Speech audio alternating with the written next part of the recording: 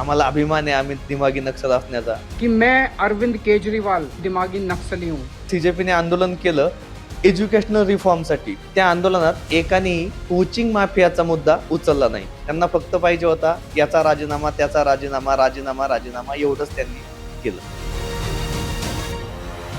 खूप लोकांना हे माहित नाही की नक्सलिझम म्हणजे काय, कशा प्रकारे देशाच्या विरोधातल्या कारवाया नक्सलिझम मधून केल्या जातात. मित्रांनो नमस्कार. नुकताच भारताचा 80वा स्वातंत्र्य दिन झाला. स्वातंत्र्य दिनाला नेहमीप्रमाणे जसं लाल किल्ल्यावरून पंतप्रधानांचं भाषण होतं तसं याही वेळेस मोदींचं भाषण झालं. मोदींनी 75 मिनिट भारतीयांसोबत संवाद साधला. या 75 मिनिटात त्यांनी अनेक गोष्टी सांगितल्या, जसं की भारत शस्त्रास्त्रांचा निर्माता होणार, त्याची निर्यात होणार, 1 कोटी तरुणांना AI प्रशिक्षित करणार, कोचिंग माफिया बंद होणार, कोचिंगच्या नावाखाली जशी लाखो तरुणांकडून लाखो रुपयांची फी उकळली जाते ती थांबेल, भारत कॉमनवेल्थ होस्ट करणार, ऑलिम्पिकमध्ये वेगवेगळ्या खेळांमध्ये आज ज्याच्यात भाग घेतला जात नाही त्यात तरुणांनी भाग घ्यावा म्हणून अनेक क्रीडा संकुलं उभी करणार, ज्या मागच्या काही दशकांच्यात भारताला करता आल्या नव्हत्या. त्या म्हणजे 25 कोटी भारतीय आज गरिबी रेषेच्या वरती आलेले आहेत आणि ही खरंच आनंदाची बाब आहे. सिक्युरिटीच्या दृष्टीने काही गोष्टी सांगितल्या, त्यामध्ये त्यांनी दिमागी नक्सल असा शब्द वापरला. आता हा कुणासाठी वापरला होता थांबा तुम्ही एकदा मोदींचंच ऐका. कि नक्सली माओवादी हिंसा आखिरी सांस भी शायद रहने की तो ताकत नहीं रही है पूरी तरह उसे खत्म करने की दिशा में.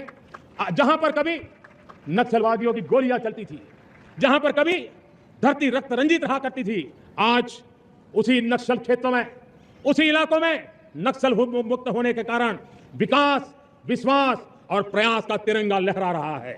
मेरे प्यारे देशवासियों, लेकिन इस चुनौती को हमने कम नहीं आंका. इस चुनौती से हमें और भी सावधान रहने की जरूरत है. वर्षों तक देश की सत्ता में माओवादी सोच के लोग गलियारों में अपनी जगह बना करके बैठे थे. सरकारी कमेटियों में सलाहकार के रूप में भी ये माओवादी सोच ने नीतियों को प्रभावित किया था. मेरे प्यारे देशवासियों, जंगलों में हमें हथियारी नक्सलों का खात्मा बुलाने में, उस संकट से देश को मुक्त कराने में सफलता मिली है. लेकिन हथियारी नक्सल तो गए, लेकिन दिमागी नक्सल, ये दिमागी नक्सल मौके की तलाश में है. हिंसा, अराजकता के वो रास्ते खोज रहे हैं. समाज को गलत राह पर घसीटने के लिए भांति भांति के दांव कर रहे हैं. इन दिमागी नक्सलियों को पहचानना होगा, इन दिमागी नक्सलियों को आइसोलेट करना होगा और राष्ट्र को विकसित राष्ट्र बनाने की मुख्य धारा की ओर देश की युवा पीढ़ी को जोड़ना होगा. हा त्या लोकांसाठी तुम्ही तो चित्रपट पाहिला असेल, नक्षलवादावरती आलेला चित्रपट, कसे काही पत्रकार किंवा काही लोक हे नक्षलिझमला सपोर्ट करत होते किंवा त्या लोकांना मदत करत होते. ती लोक ओळखली पाहिजे असं मोदी म्हणाले. आता ओळखली पाहिजे हे खरं तर आपल्या समोर आव्हान होतं की आता कसे ओळखायचे, पण त्याची गरज नाही पडली. जे लोक असे आहेत त्यांनी स्वतःच व्हिडिओ केले आणि टाकले की आम्ही दिमागी नक्सल आहोत, आम्ही दिमागी नक्सल आहोत. बघून घेते एकदा. Who ask tough questions to the government for accountability or ask questions are दिमागीज. जय हिंद इंडिया, हैप्पी इंडिपेंडेंस डे. मैंने सुना आप लोग जो सवाल करते हो वो दिमागी नक्सल हो. मुबारक हो आपको यार, ये ही इंडिपेंडेंस है. मैं प्रधानमंत्री जी को कहना चाहता हूं कि मैं अरविंद केजरीवाल आपके हिसाब से दिमागी नक्सली हूं. अर्बन नक्सल के बाद अब आप एक नए टर्म के साथ आए, दिमागी नक्सल. किसको बुला रहे हैं आप दिमागी नक्सल?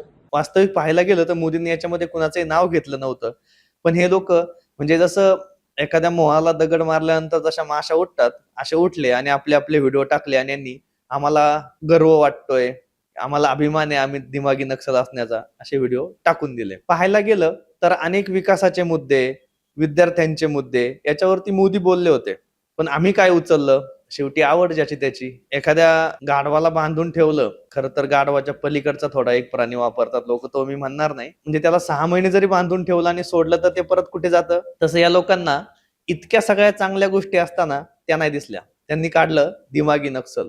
बाकी एकाही मुद्द्यावरती खरं तर त्यांनी मोदींना टीकाच करायची होती मोदींवर, तर त्यांनी मोदींना सांगायला पाहिजे होतं की 25 कोटी लोक गरिबी रेषेच्या वर नाही आले, तुम्ही खोटं बोलताय, किंवा AI मध्ये भारत प्रगती करत नाहीये, अशा गोष्टींच्यावरती त्यांनी टीका करायला पाहिजे होती. पण त्यांनी फक्त दिमागी नक्सल हा एकच शब्द उचलला. या दिमागी नक्सलमुळे काय तोटे होतात आणि तरुण कसे बळी पडतात, हे तरुण बळी पडू नयेत म्हणून मोदींनी याच्यावरती भाष्य केलं. आता याचं एक उदाहरण म्हणून तुम्हाला दाखवतो. पियुष मिश्रा यांची लल्लन टॉपनी घेतलेली एक मुलाखत आहे. यातला 1 मिनिट 19 सेकंदाचा तुम्हाला एक पॅच ऐकवतो. याच्यातून तुम्हाला कळेल की तरुणांना कसं भरकटवलं जातं आणि देशविघातक कृत्यांना बळी पाडलं जातं. ऐका. ये भूतपूर्व कॉमरेड इतना अरे भविष्यवादी कैसे हो गया? कैसी करा गया कॉमरेड कॉमरेड नहीं तो मेरी ऐसी करी है आपके वही कैसे? वही यार वही दौर था जब कम्युनिस्टों ने दबोचा हुआ था मेरे को कि यार एक कैसे? काम करो। कम्युनिस्टों ने 20 साल जो है मेरी कहाँ जिंदगी आपको पकड़ में लिया? शहर दिल्ली में परिवार अरे गंदी चीज है, माँ गंदी चीज है, बाप गंदी चीज है, परिवार गंदी चीज है, तुम्हें समाज के लिए काम करना। अब समाज के हिस्से नहीं है क्या? हाँ वो भी समाज के हिस्से हैं। हाँ। तो नहीं समाज के हिस्से अलग होते हैं। ये सब देश अलग कुछ और है, समाज कुछ और है। क्रांति कहीं से आएगी, लाल बत्ती भी ठहरी हुई है, अभी तुम देखोगे अभी आएगी, क्रांति दौड़ती हुई आएगी। और लगातार 20 साल तक मुझसे काम करवाते रहे। और जो है पैसा कमाना पाप है, जो पैसा कमाता है वो पूंजीपति कहलाता है, कैपिटलिस्ट हो जाता है। पैसा कभी मत कमाना। मैंने कहा नहीं कमाऊंगा सर, सबको झोंक दिया मैंने अब जिंदगी में, सबको, माँ बाप को, बीवी को। जब मुझे एहसास हुआ कि जो मैं खराब बाप हो गया, मैं खराब बेटा साबित हो गया, जब मुझे लगा कि खराब बाप साबित नहीं होऊंगा, जोश तब बहुत छोटा था, मेरा बड़ा बेटा जो था, तब मेरे को एहसास हुआ कि यार ये तो पीयूष मिश्रा गलती कर रहे हो, तुम्हारा सब कुछ ले लिया। उन लोगों ने सब कुछ ले लिया और परिवार की कोई कतई चिंता नहीं थी। परिवार को भूल जाओ इस वक्त, जो है इसमें लगा दो। और ये जूनियर कैडेट से इतना खराब काम लेते हैं कम्युनिस्ट की कुछ कहने की नहीं। वास्तविक पाहिलं तर सीजेपीने आंदोलन केलं एज्युकेशनल रिफॉर्मसाठी. शिक्षण व्यवस्थेमध्ये त्यांना बदल हवा आहे. नवीन शिक्षण व्यवस्था, आजच्या काळाला सुसंगत शिक्षण व्यवस्था यायला हवी आहे. हे सगळं होत असताना त्या आंदोलनात एकानेही कोचिंग माफियाचा मुद्दा उचलला नाही. खरं तर पेपर कोणी फोडला होता? कोचिंगवाल्यांनी फोडला होता, पण त्यांनी तो मुद्दा नाही उचलला किंवा कोचिंग माफियावरती ते अजिबात काहीच बोलले नाही. पण मोदींनी करून दाखवलं. शिक्षण व्यवस्थेमध्ये बदल हवा आहे, तो बदल भारत सरकार करणार आहे, याबद्दलची घोषणा मोदींनी केली. जर या सगळ्या लोकांना, ज्यांना बौद्धिक किंवा दिमागी नक्सल ज्यांना म्हटलंय, यांना जर खरखर काही बदल हवे होते, तर त्या बदलांसाठी त्यांनी अधिकृत निवेदन द्यायला पाहिजे होती. त्यांनी सांगायला पाहिजे होतं की शिक्षण व्यवस्थेमध्ये ह्या गोष्टी चुकीच्या घडतायत, त्या गोष्टी बदला.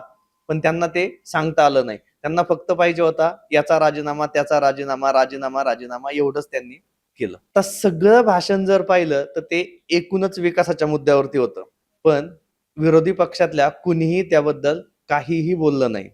मग आता प्रश्न असा पडतो की विरोधकांना नक्की काय हवंय? नक्षलिझम हवंय का? मोदींनी नक्षलिझमला विरोध केला किंवा सरकार जर नक्षलिझमच्या विरोधात असेल तर यांना त्रास होतोय. मग याचा नक्की अर्थ काय घ्यावा? की नक्षलिझमला समर्थन म्हणजे मोदींना विरोध आहे. अर्थात लोकशाही आहे, प्रत्येकाला बोलायचा अधिकार आहे, प्रत्येक जण सरकारवर टीका करू शकतो. पण सरकारवर टीका करायची म्हणजे काय करायचं? अंतर्गत सुरक्षेसोबत खेळ करायचे का? आता हे सगळे जर तुम्ही बोलणारे लोक पाहिले तर वेगवेगळ्या सेक्टर मधले, कुणी कलाकार आहेत, कुणी राजकारणी आहेत, हे वेगवेगळ्या क्षेत्रातून, वेगवेगळ्या भाषेतून एकाच वेळी एकच मुद्दा उचलतात आणि लोकांमध्ये संभ्रम निर्माण करतात. सामान्य लोकांना नक्षलिझम म्हणजे काय तरी माहिती आहे का? खूप लोकांना हे माहित नाही की नक्षलिझम म्हणजे काय, कशा प्रकारे देशाच्या विरोधातल्या कारवाया नक्षलिझम मधून केल्या जातात. पण ती लोक त्यांच्या समर्थनात येतात कारण त्याच्यासाठी जबाबदार ही लोक आहेत ज्यांच्या प्रभावात अनेक लोक असतात. त्यांच्या समोर हा एक संभ्रम निर्माण करणारा मुद्दा प्रस्थापित केला जातो आणि तो अनेक ठिकाणावरून केल्यामुळे तो लोकांना खरा वाटू लागतो. पण याच्यावरती काँग्रेसनेच एकेकाळी कारवाई केली पाहिजे म्हणून एक प्रतिज्ञापत्र सादर केलं होतं. पी चिदंबरम यांनी, तेव्हा ते गृहमंत्री होते देशाचे. पण आज हे काँग्रेस सुद्धा ज्यावेळेस मोदी सरकार नक्षलिझम संपवू पाहतंय तर ते त्याच्या समर्थनात उभे आहेत. तुमचं राजकारण, तुमचा एकमेकांना विरोध ह्या वेगळ्या गोष्टी आहेत, पण ज्यावेळेस तुम्ही देशाच्या सुरक्षेचा मुद्दा येतो तेव्हा एकत्र येणं अपेक्षित असतं, पण तेही तुमच्याकडून होत नाही आणि हे लोक पाहत असतात. त्याच्यामुळे विरोधी पक्षाने हे समजून घ्यावं की मोदींनी 1000 चांगल्या गोष्टी सांगितल्यात, त्यात दिमागी नक्षल हा शब्द जो वापरला तोही कुणाचा वैयक्तिक उल्लेख करून वापरलेला नाहीये. त्याच्यामुळे त्याची मिरची कुणाला लागता कामा नये. हा, पण जर खरंच काही लोक याच्यामध्ये सहभागी असतील तर त्यांना राग येणं स्वाभाविक आहे. त्याच्यामुळे सामान्य भारतीयांना आव्हान आहे की त्यांनी समजून घ्यावं कोण देशाच्या हिताचं काम करतंय, कोण देश विघातक गोष्टींमध्ये सहभागी होतंय आणि आपण नक्की कुणाच्या पाठीशी उभं राहावं.